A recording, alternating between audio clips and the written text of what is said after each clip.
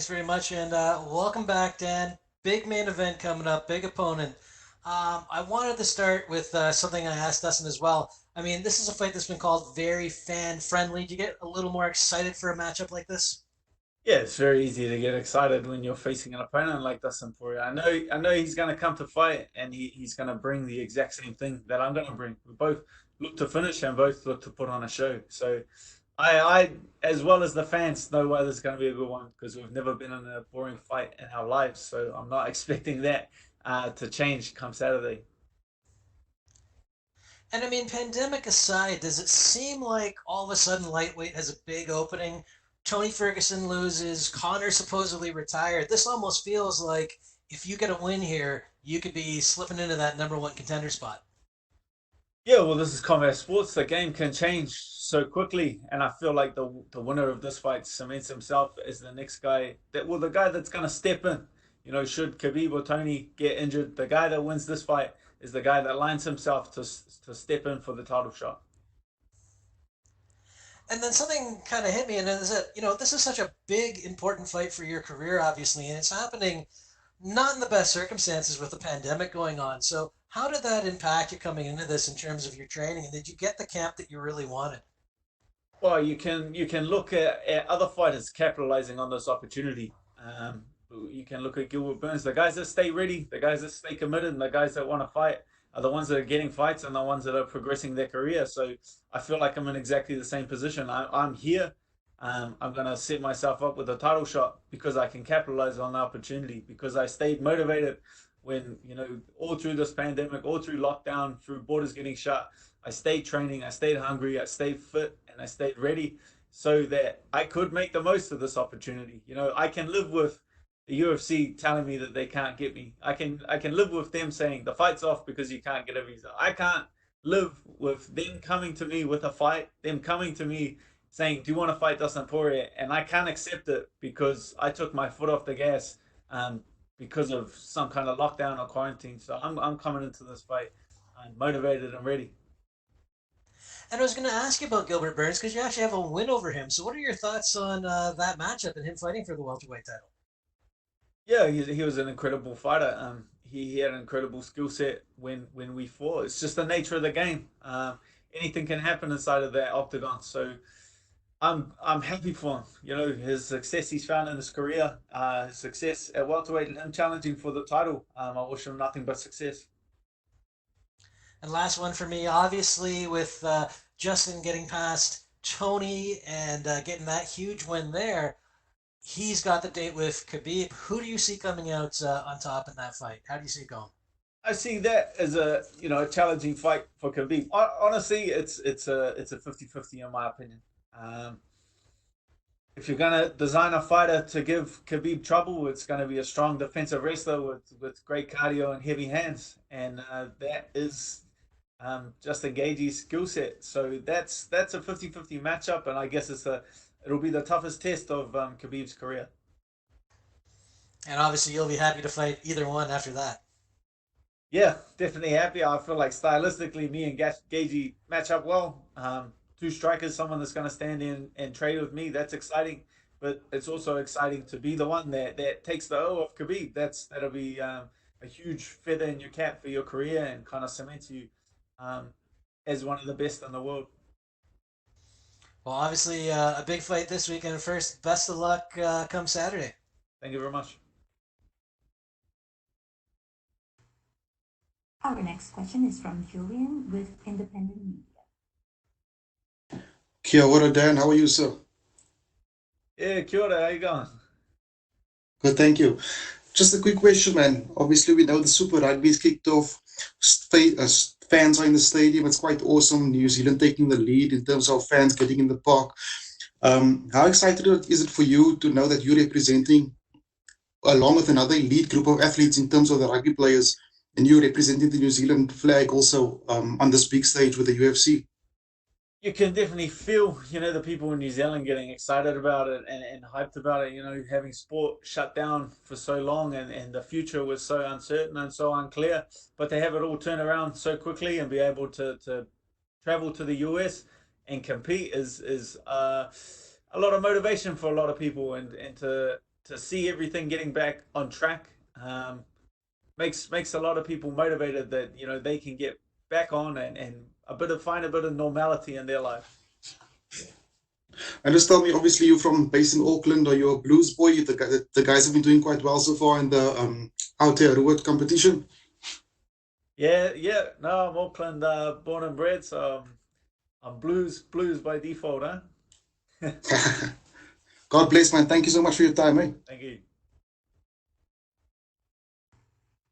Our next question is from Carlos Contreras with Millennium. Hey Dan, can you hear me there? Yeah, mate. I wanted to ask you, what would you attribute your success in lightweight, since it's one of the hardest divisions to climb up to. You had a lot of really tough opponents this weight that you're now the closer to the title fight. So what would you attribute your success in this division, and how would you remember your time in the 145 division? Yeah, featherweight was like my apprenticeship. I view it as my apprenticeship in the UFC. I feel like I got in the UFC um, a little early, and I knew that when I did sign the contract first a little early, but I was able to learn and develop on the job. And I feel like I finished my apprenticeship up at featherweight, and then when I moved up to lightweight, I made the move back to New Zealand. Committed myself full time to City Kickboxing and the coaches there, and that's the only reason why I'm here, and that's the reason why I've found success is my commitment to City Kickboxing and my team in New Zealand. And obviously, when we see you fighting, even if it was in 145 or 155, you cannot help but think that you are a guy that can have the reach for even fighting in welterweight. Has ever come to your mind to ever fighting in welterweight, since you were speaking about that you fought recently with Gilbert Burns? Yeah, I've fought at all kinds of weight classes throughout my career. Fought some big guys, fought down at 45. So weight classes don't mean too much to me. I'm happy to jump and switch between. Um, I guess as I'm here for a long time. You can guarantee that. So I feel like as I get a little bit older, it gets a little bit harder to take that weight off. I'd be happy to move up to welterweight. And just finally for me, how hard was to make the flight to the States? How many days you had to wait? You had any trouble with your I don't know, making it to the border, or how hard was for you to make it to the States? Well, about a week ago, the ambassador to the US, Scott Smith, gave me a call. He gave me a phone call and he asked me what I needed from him. I needed a visa to get into the US. They weren't granting visas at the moment, so I got the visa done.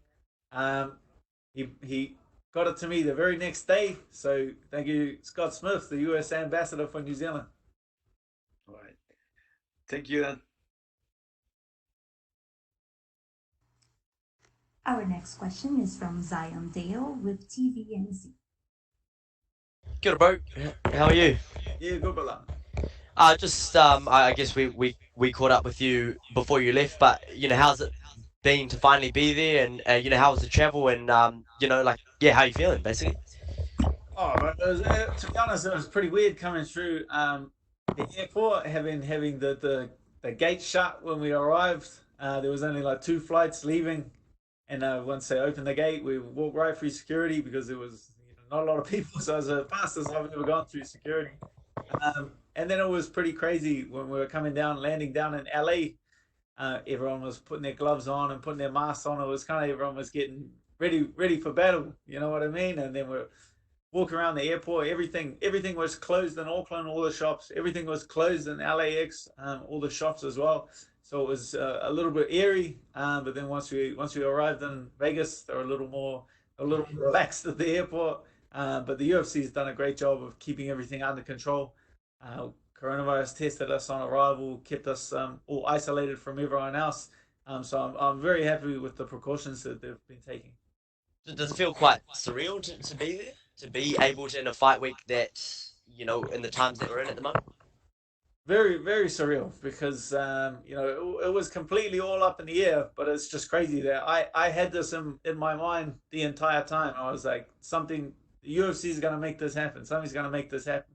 May 16th was the date I was originally scheduled to fight Dustin, and it wasn't until like a week before that that the UFC said we're going to have to shift that back a little bit. So this fight's been in the forefront of my mind the entire time. So I'm more just grateful that all that mental energy that I used to stay focused on this fight wasn't wasted, and I get to go out there and do what I love and perform on Saturday.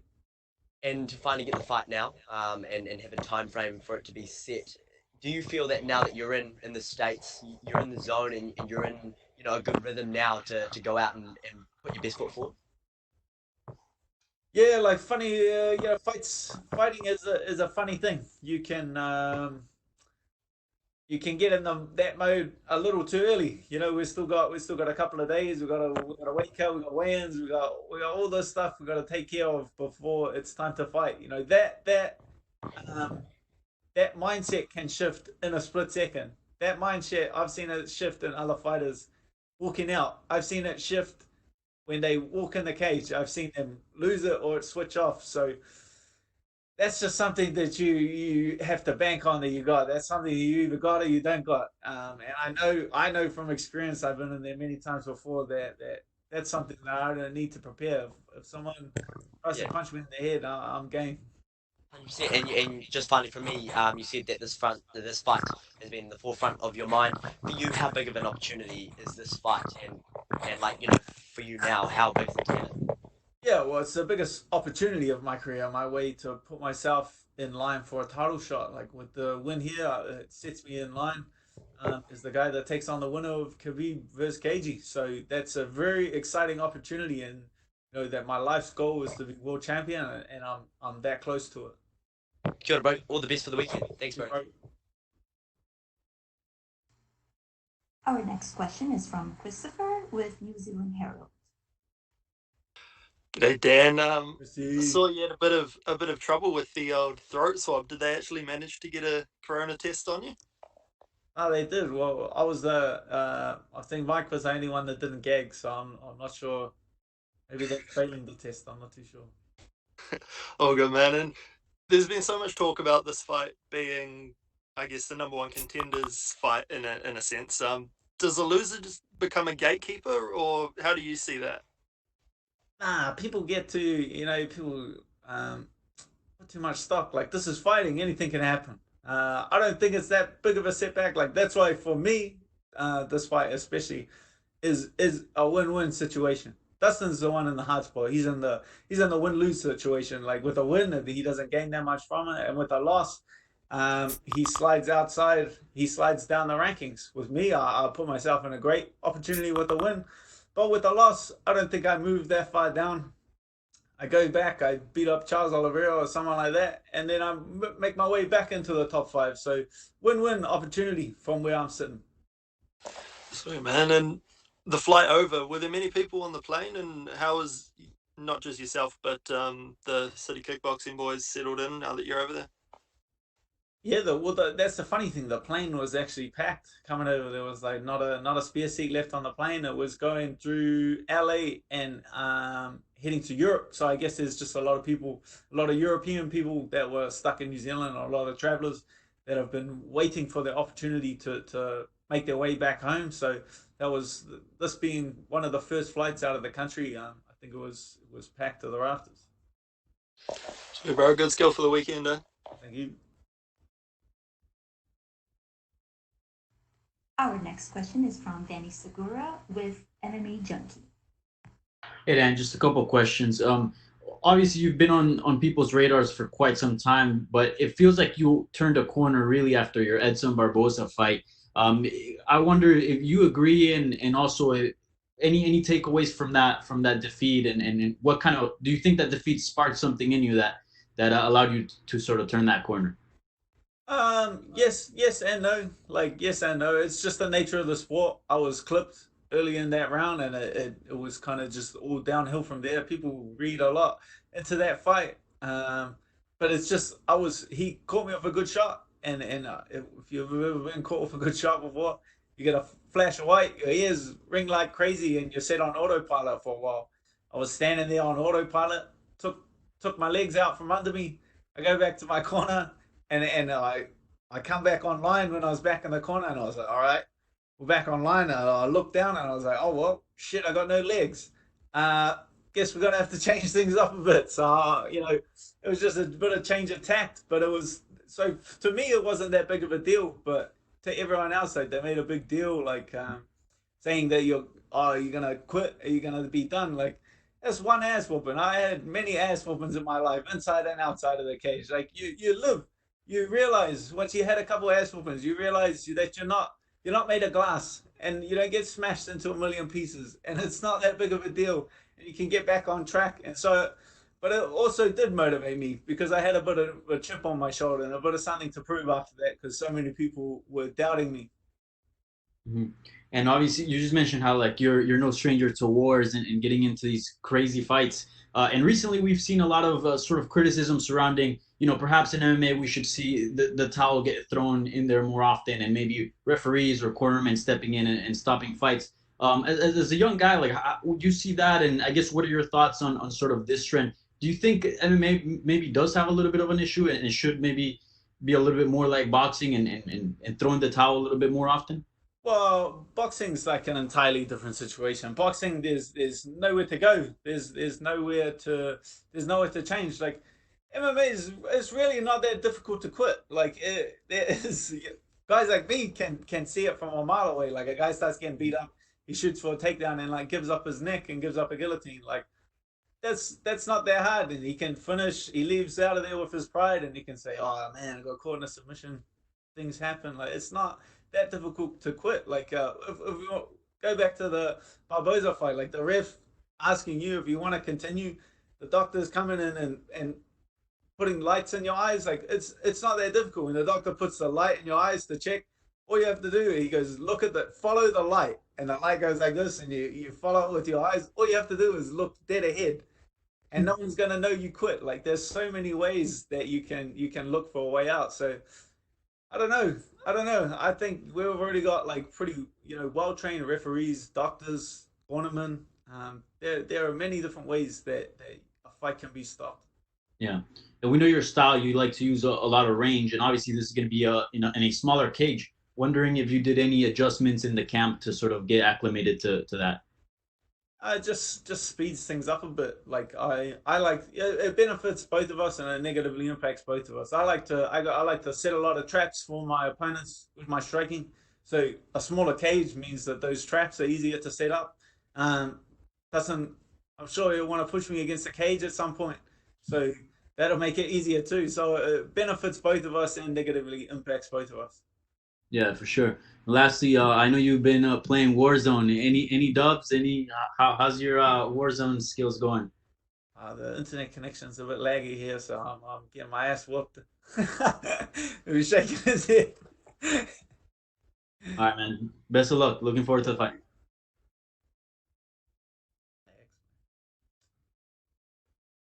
Our next Oh my question is god. from Clay Wilson. Clay, your line has been unmuted.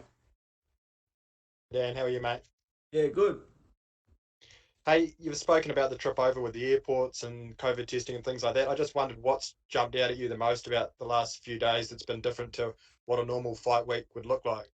I'd say the biggest thing would be the fans. Like I obviously like the fans and having them there, but I didn't realize I'd miss them this much. Like you gain a lot of energy from the fans and even the media. Like when I go into media and I get to interact with everyone face to face, you can gain a lot of energy.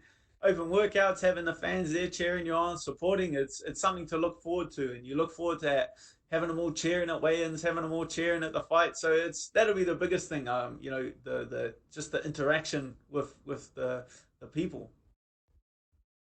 In that same vein, I assume you've been to the Apex before. Have you been before?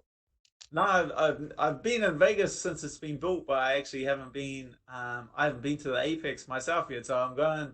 I'm going this afternoon for the production interview. So I'm looking forward to checking it out.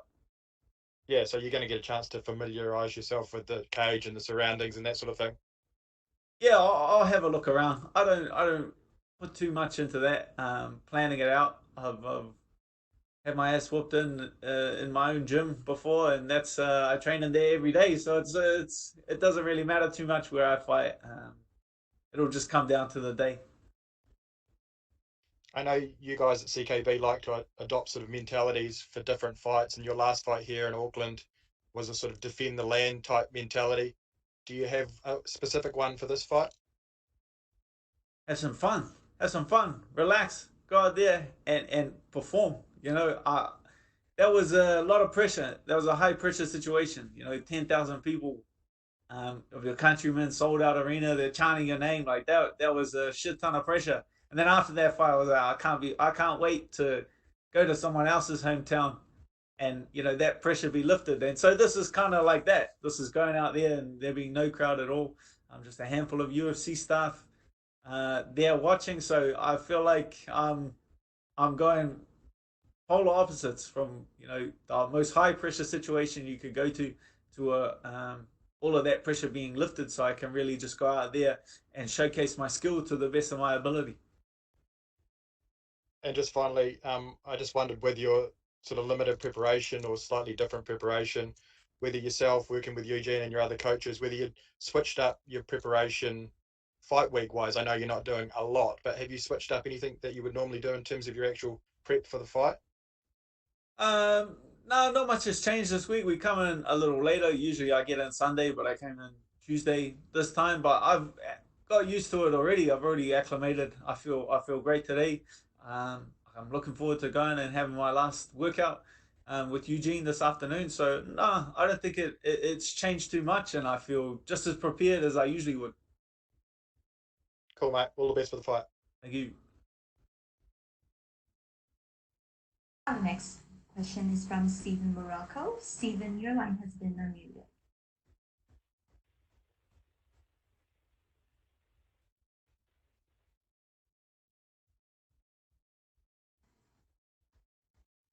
Yeah, I think we lost Stephen there. So let's jump to Alistair Bishop with MMA Republic. And how are you, sir? Yeah, good. Fantastic. I just wanted to ask you, you were suggesting earlier you've had a couple of interesting fights in interesting weight classes, one being a tag team kickboxing match at heavyweight. How does that work exactly? Yeah, that was just a little show we put on at our gym.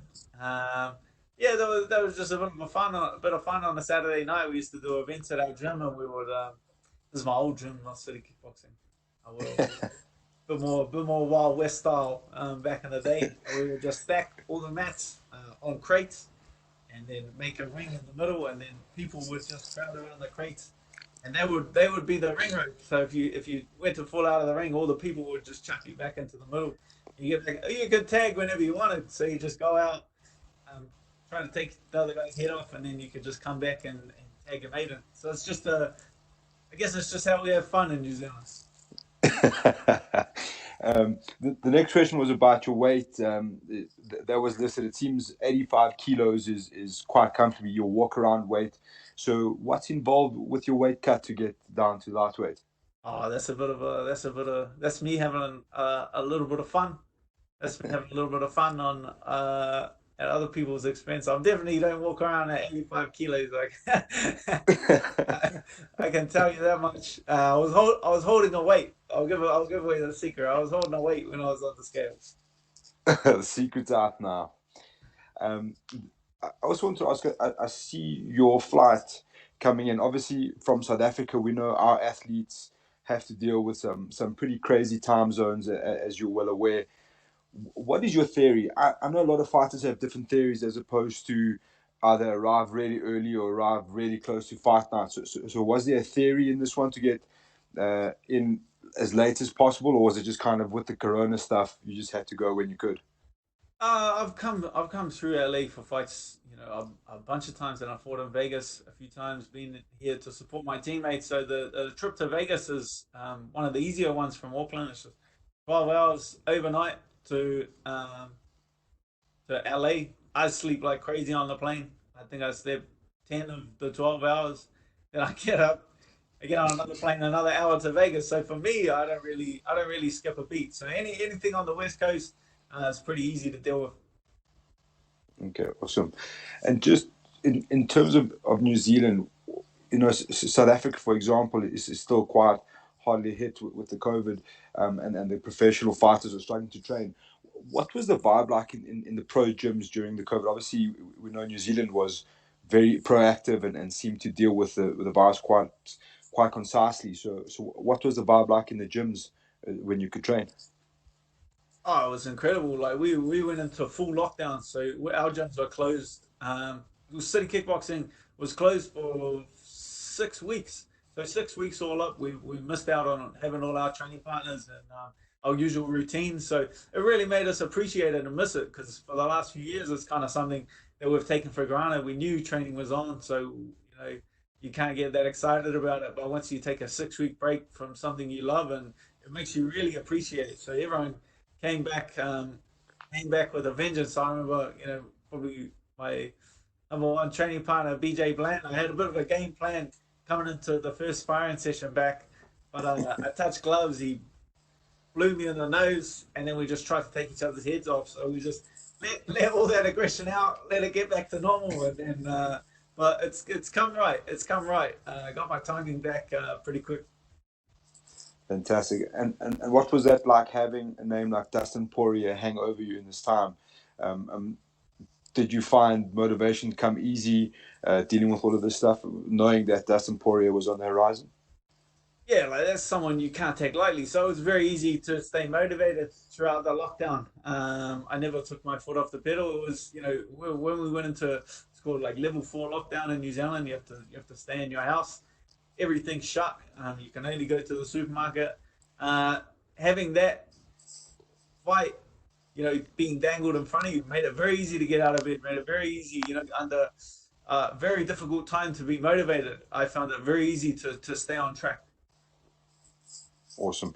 You spoken about a few times. The questions come up a few times today about the possibility of getting past Dustin Poirier, and then the possibility of facing Khabib versus Gaethje. What would it be like to have a fight like that in Auckland? In Auckland, Yeah, that's gotta be a pay per view. I think that's a pay per view, and unfortunately, New Zealand, Auckland, the city that I'm from, doesn't have a stadium big enough for a pay per view. There's one down in Dunedin, so I'm definitely open to shifting the show down to Dunedin and having 30,000-40,000 of my hometown people, home countrymen, supporting me. fantastic, man. All the best for Saturday night, and we'll catch you on the other side. Thank you. Our last question is from Louise Green with MMA Crazy. Hi, you said previously about, this fight being a fan favorite fight. It's a big main event for you. And you also said about not being able to feed off of the fans, especially with weigh-ins and media day and things like that. So how are you expecting it to be on fight night with no fans to feed off? I guess I'm just gonna feed off the fight. Like when you have a guy like Dustin Poirier standing in front of you trying to take your head off, it's actually pretty easy to get that adrenaline flowing. So it might take a little bit. Couple punches start to land, and then adrenaline starts flowing, and we start fighting.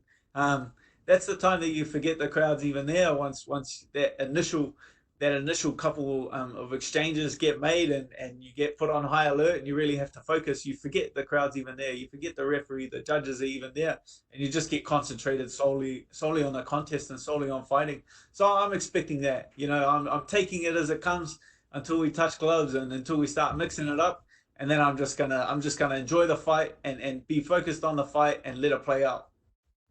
And would you agree that Poirier is your biggest test to date? Every test is different. Every test is different stylistically. This is the biggest opportunity of my career, so it definitely adds pressure. The biggest name of my career, so that also adds a lot of pressure. But every puzzle is different, and you really don't know how it's going to play out until you get in there. How do you envision it going down on Saturday? How do you see yourself getting the win? I think I'm just a little bit sharper, on the feet. So if I can keep this thing at range, I think that's no secret. I can do my best work at range. If my back's on the cage or my ass is on the ground, then that's a sure sign that things are not going too well. Okay, well, good luck on Saturday. Thank you. Thank you. That's all the time we have for you today, Oh. Dan. Thank you. Thank you.